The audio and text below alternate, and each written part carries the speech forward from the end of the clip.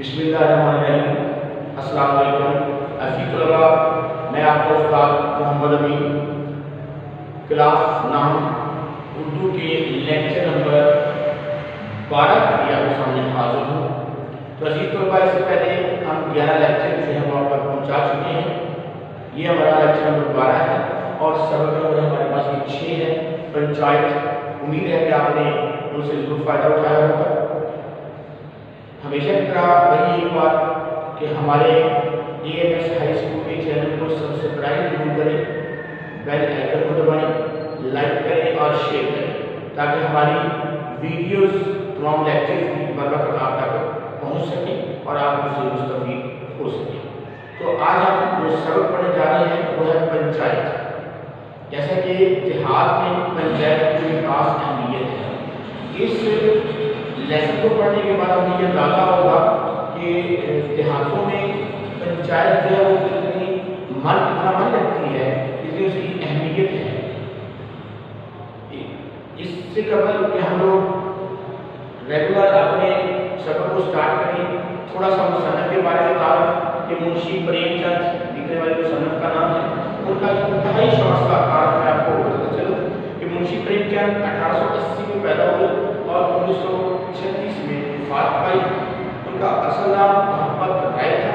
ضلع بہرائچ کے ایک گاؤں میں پیدا ہوئے۔ والد منشی عجائب لا ڈھاکہ میں ملازم تھے۔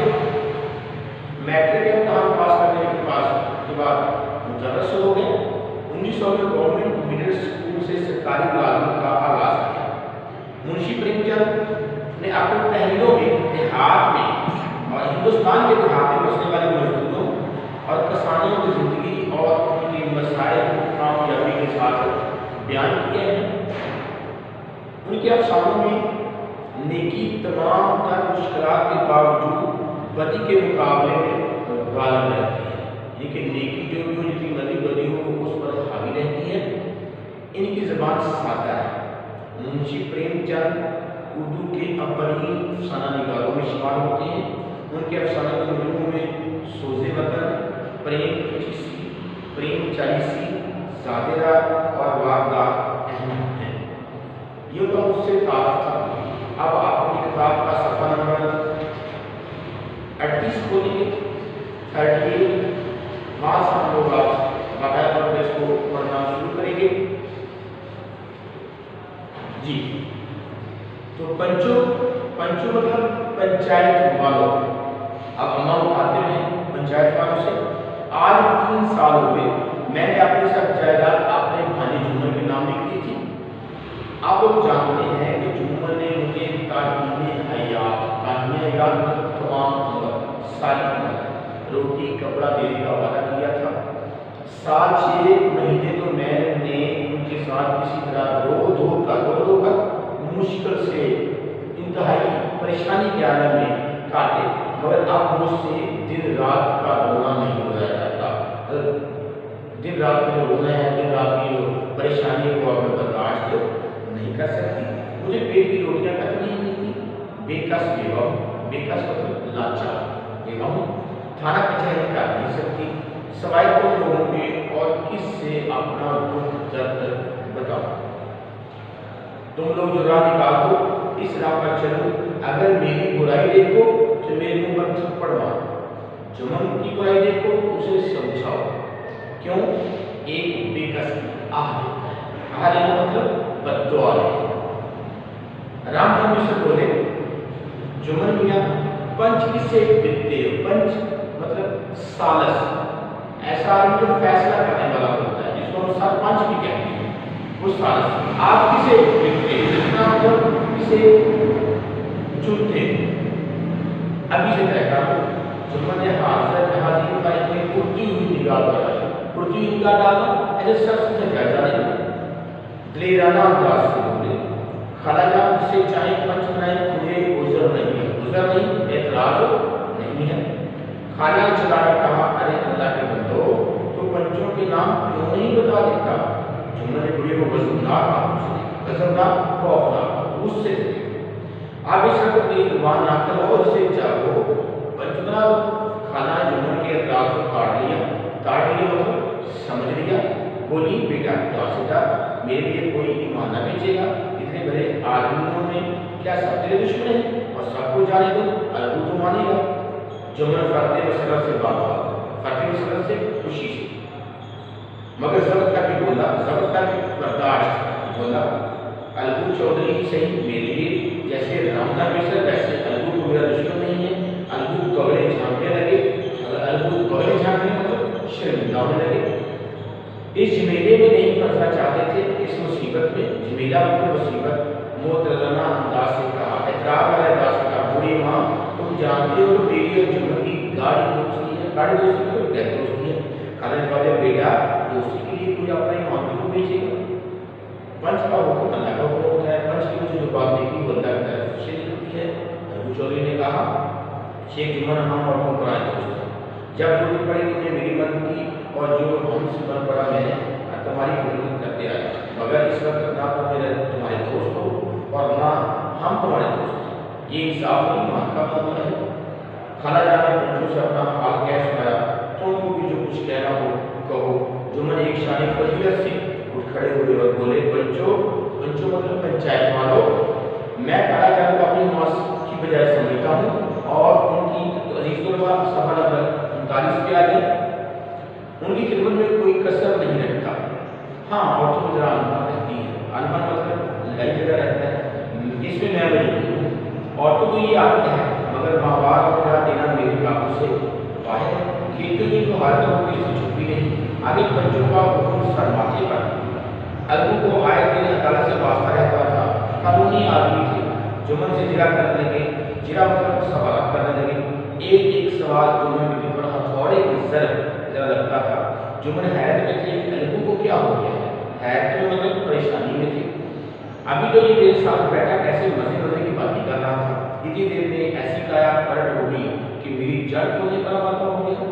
جڑ کھولنے پر مطلب بات کی تہ تک جانے کے لیے تیار ہو گئے، اچھی دوستی کو بھائی چرا ختم ہونے کے بعد الگو نے فیصلہ کیا، لہجہ نہایت سنگین اور محترمانہ، سنگین خطرناک لہجہ تھا۔ شیخ جمن پنچوں نے اس معاملے پر اچھی طرح غور کیا، زیادتی سراسر تمہاری ہے، کھیتوں سے مقبول رفع ہوتا ہے، مقبول مطلب مناسب، تمہیں چاہیے خالہ جان کی مہمان گزارے کا بندوبست کر دو، اس کے سوائے اور کوئی صورت نہیں، اگر تمہیں یہ منظور نہیں تو ہبہ نامہ منسوخ ہو جائے۔ جمن نے فیصلہ سنا اور سناٹے میں آ گیا، احباب سے کہنے لگا، احباب سے مطلب دوستوں سے کہنے لگا، بھائی اس زمانے میں یہی دوستی ہے جو آپ نے اوپر بھروسہ کرے اس کی قدر پر چھری کری جائے۔ اس فیصلے نے الگو اور جمن کی دوستی کی جڑیں کھڑا تھا، تلاوت درخت حق کا ایک چھوکا بھی نہ سچ کا، حق مطلب سچ، وہ آپ ہی ملتے تھے مگر وہ تیروں سپر تیر اور ڈھال دے کہ فوراً ملا اور فوراً لڑا ہو جاتا۔ جمن کے سے دوست کی غداری کا خیال دور نہ ہوتا تھا اور انتقام کی خواہش چین نہ لگی دیتی تھی، خواہش مطلب انتقام بدلا، خواہش آدمی، خوش قسمتی سے موقع بھی جلد مل گیا۔ الگو چودھری پچھلے سال میلے سے بیٹوں کی ایک اچھی کوئیاں مال لائے تھے، اچھی کوئیاں مطلب اچھی قسم کے بیل، پچھائی نسل کے خوبصورت بیل تھے، پچھائی نسل پچھلی نسل ایک نسل کا نام، مہینوں تک قرب و جواب سے لوگ انہیں دیکھتے آتے رہے۔ اس پنچایت کے ایک مہینہ بعد ایک بیل مر گیا۔ جمن نے اپنے دوستوں سے کہا کہ دگا بازی کس کا ہے، دگا بازی کو دھوکا کس کا ہے، انسان صبر کرے وہ خدا نیک و بد دیکھتا ہے۔ الگو کو اندیشہ ہوا کہ جمن نے زہر کروایا، اندیشہ ہوا، شک سپڑا، معلوم ہوا۔ اس کے بعد چودھرائن کا خیال تھا کہ اس پر کچھ کرایا گیا ہے۔ چودھرائن اور فہمین نے ایک روز ایک دن زور و شور سے ٹھنی، دونوں خواتین نے روائی بیان کی نلی بہا، تشبیہات اور اشتعاروں میں باتیں ہوتی رہی، اشتعاروں میں اشارہ اشارہ، بارے جمن نے آگ بجھا دی، بیوی کو ڈانٹا اور رزم گاہ سے ہٹا دیا، رزم گاہ میدان جنگ یا جنگ کا میدان، وہاں سے ہٹا لے گیا۔ ادھر الگو چودھری نے آپ کے ڈنڈے سے چودھرائن کی شیریں بیانی کی داد دی، شیریں بیانی مطلب جو لڑائی کے درمیان پر زبانی ہو رہی تھی اس کی داد دی، اس کو واہ واہ کی۔ ایک بیل کس کا؟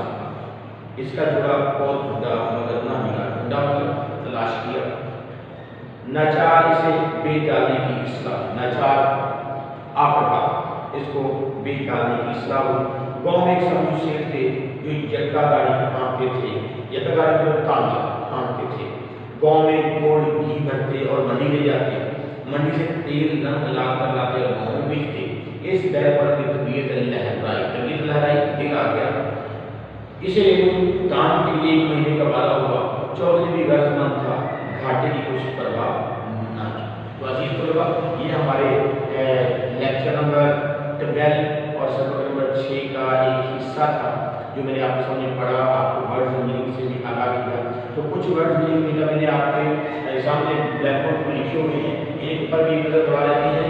पंचो मतलब पंचायत वालों, ताहीने हयात तमाम उम्र, फरते मुसन्नत बेइंतहा खुशी, बगले झांकना शर्मिंदा होना, रसमदा जंग का मैदान। तो अजीज तलबा, इस हिस्से से जो मुमकिन सवालात हैं जो इम्तिहान में आ सकते हैं वो कुछ आपके सामने लिखे हुए हैं कि अलगू चौधरी ने क्या फैसला सुनाया। अलगू चौधरी ने फैसला सुनाया था कि भाई आपने खाला जान से हिब्बानामा करवाया हुआ है और उनके ताहीने हयात उनके खाने पीने का कहा हुआ है, तो आप इस पर अमल करो।